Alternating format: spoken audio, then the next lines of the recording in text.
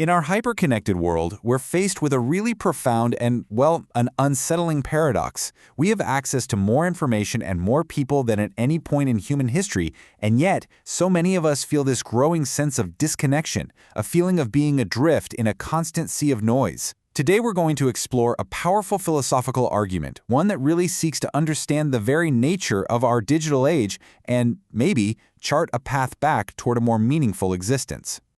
This quote, it offers a pretty stark diagnosis, doesn't it? It gets right to the heart of the matter. The argument we're looking at isn't just that the digital world is a distraction. No, it's that it is an extractive system. Its fundamental purpose, its very business model, is to consume our most finite and precious resource, our presence in the real world. It's designed to pull us out of our own lives and into a constructed reality, not for our benefit, but for its own. And what exactly is this other world, this digital beyond? Well, it's made up of the very platforms that we live on every single day. These aren't just neutral tools. They're the actual architecture of this other realm, and each one is a meticulously designed environment with a single overriding economic goal: to capture and hold our attention, transforming our time and our clicks into their profit. So let's start by really examining the mechanics of this devouring world. How does it actually operate, and what are its deeper consequences? Not just for how we spend our time, but for our very ability to think clearly. This is the triple objective that drives the entire machine. It's a relentless campaign for connection, for duration, and for engagement, and it's all measured in clicks.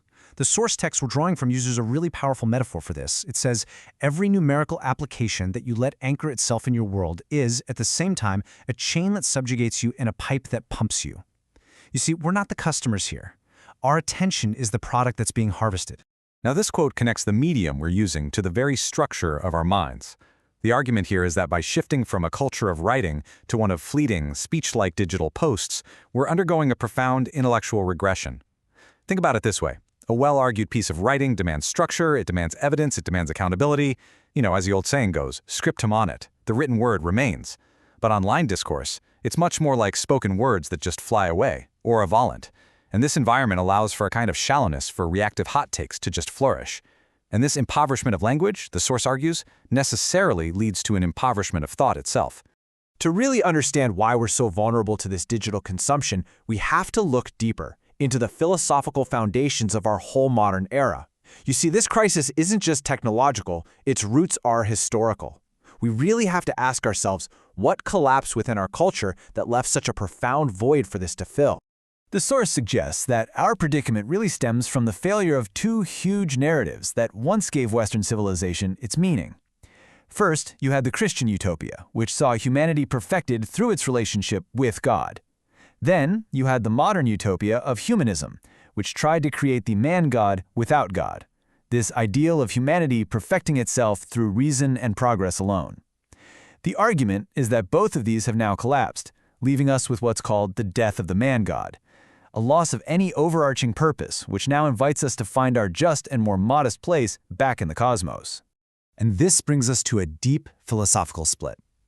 Back in the 18th century, a distinction was made between two kinds of light. On one side, you had the Lumière, the French Enlightenment, which championed an external light of reason and scientific inquiry.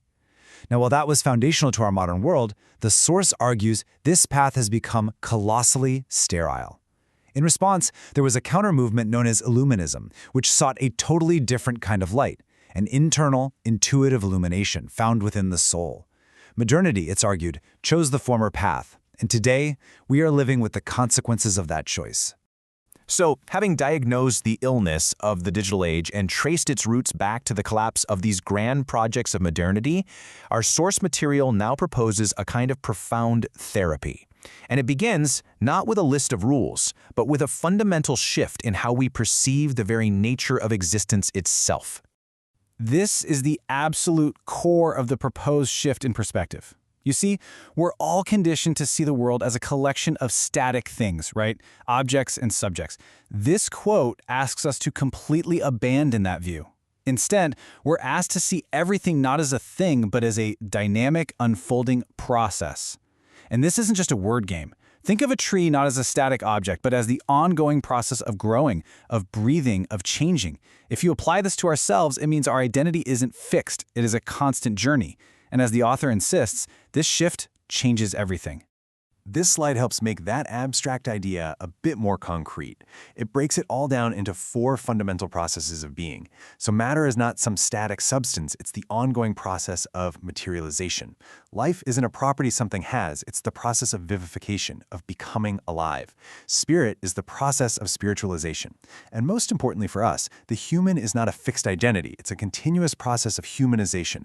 Our identity, in this view, is not a noun, it's a verb. It is the story we are constantly building. Okay, so if existence is a process, then what's the goal of this process? Where's this journey supposed to be leading? Well, the philosophical answer proposed here involves moving beyond our own minds and our own ideas and towards something much more fundamental. The goal of this process is to connect with what the text calls le réel, the real. Now, it's important to understand, this is not reality as we perceive it, filtered through our senses and our intellect. No. The real is what exists as it exists, completely independent of our consciousness. It's the bedrock of being, which persists whether we are here to think about it or not. And this distinction is absolutely critical. Truth, or vérité, is presented here as an intellectual concept. It's a product of the mind's journey to understand things. It is an interpretation. The real, le réel, however, is not an interpretation. It is the very essence of existence that comes before all thought. You could say the digital world is a universe of truths, narratives, opinions, data points, all of them interpretations. The philosophical path being proposed here is a return from that endless labyrinth of interpretation to the solid ground of the real.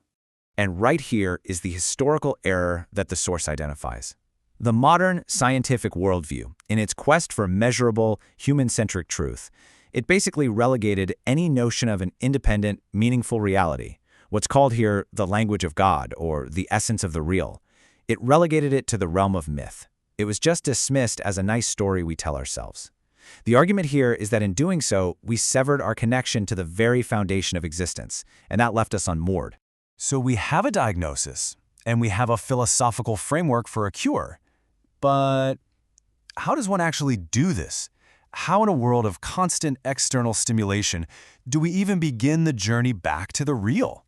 The answer, it seems, lies in turning away from all the external lights and learning to seek an internal one. This brings us full circle, right back to the 2 lights we discussed earlier. The illusory lights of the eyes, well, those are the dazzling, yet ultimately empty lights of our screens, the endless stream of data, the sterile light of pure rationality. The path forward, the source contends, is to turn towards the ineffable light of the soul, an inner illumination that connects us not to information, but to being itself.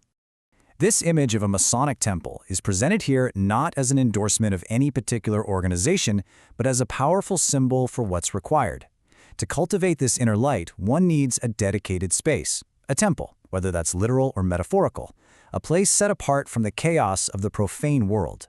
It represents the need for structure, for ritual, for intentional practice, to do the inner work that's required to turn away from the noise and towards the signal of the soul.